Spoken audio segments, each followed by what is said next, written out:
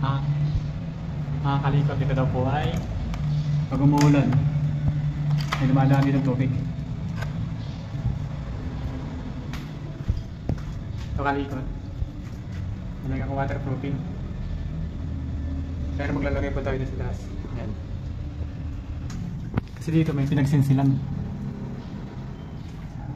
Isa sa posibilidad pag umuulan doon na tatamaan to. Ito yung taas niya. Ito. Tapos ang taas, oh. Ano, wala man ng kapinis-pinis, oh.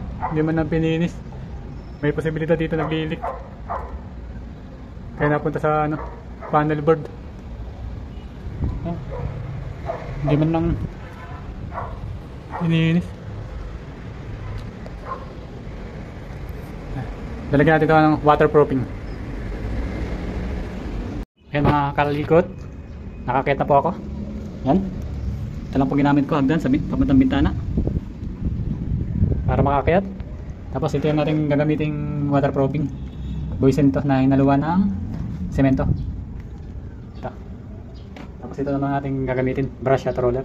Tapos may pagulungan tayo. Lilinisin ko muna itong mga kalat dito. Yung mga kalikot, nalinisan ko na po. Ready na siya lagyan ng waterproofing. Yan.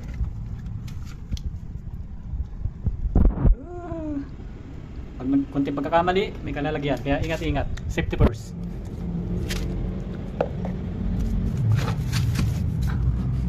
Yung mga sumasabit, alambre.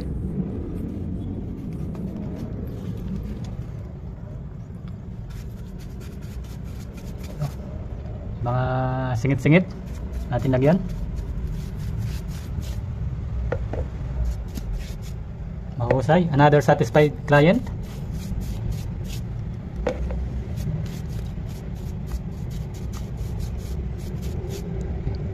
Tapusin ko po muna ito.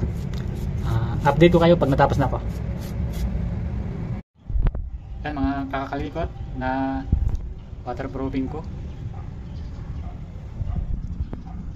Pero nakausap ko na yung may-ari si sir. Ipapapinis na lang daw ito. Ito walang palitada. Tapos ipapa-waterproofing ulit bukas. Ito ka naman, no? Hindi man lang nilagyan takip. Yan.